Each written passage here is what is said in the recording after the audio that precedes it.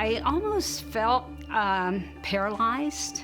I knew we had to get to the doctor quickly because he could bleed out, he could die.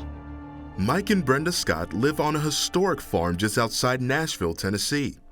Mike is a renowned banjo player and country music artist who was a regular at the Grand Ole Opry. Several years ago, Mike developed a strange and mysterious condition that nearly ended his life.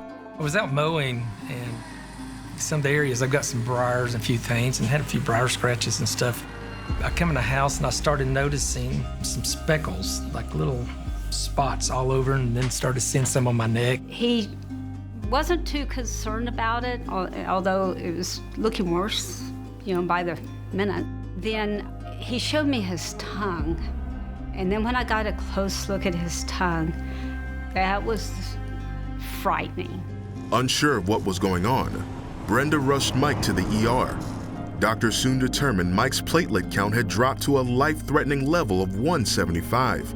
Normal platelet counts are above 150,000, and people normally do not survive a drop below 2,000.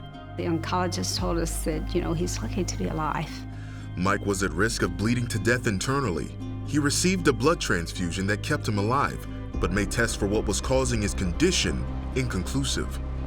As he was being transferred by ambulance to a specialty hospital, Brenda reached out to family and friends for prayer. First on my list to call was people that I know are serious about prayer, and they believe in prayer, and to know that they could pick up and just, cover me and carry us in prayer, it just meant the world. Not long after their prayer chain began, Mike's platelet count returned to normal. Doctors weren't sure what caused the reaction and the reversal. We were praying the whole time. People, churches, my goodness, my wife, all my family, everyone was praying. And the whole time we're like, okay, but what caused it? We didn't want to live in fear that, this could happen, but it was, kind of in the back of our minds that, because we don't know what caused it, we don't know if it could happen again. So, it was concerning in so many ways. January of the following year, Mike severely injured his left hand while repairing a door spring on a large trailer. 50 stitches left Mike in a lot of pain, so he took a prescription anti-inflammatory for the swelling. Almost immediately, he saw the same spots and blisters that he had just 5 months earlier. I was just engulfed with fear, and the fear hit me strong, and it actually hit me before the faith did. But then I began to lean into God. And I said, God, you did this once, you saved his life, and will you do it again? So I began to pray, and then of course, was able to make contact with people that would pray with us. Then my faith was able to be bigger than my fear.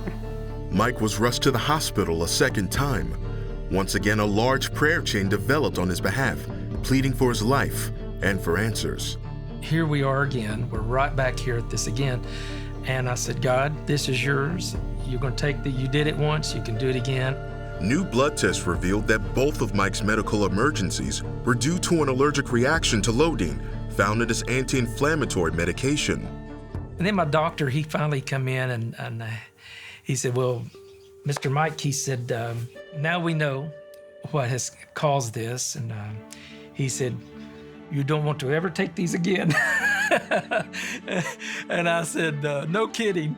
Mike was one of 2 patients in the country that have survived such a low platelet count. It has been 5 years since his near brush with death. Mike and Brenda continue to marvel at the power of prayer and God's presence in their time of need. The power of prayer and the people that we had praying, I like to know that I've got people who can reach God in prayer. It gave me a new perspective, and life is fragile. Whenever we're in any bad situation like that, God is there with us and will see us through. And what he's done for others, he'll do for us. We can count on him. And I know if I can call out the name of Jesus, he'll do what he says he'll do.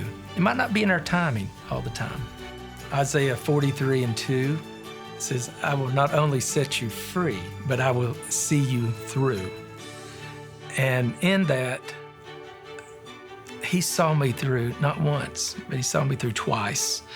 And I'm just so thankful for that, because I'm not finished. I'm not finished till he says I'm finished.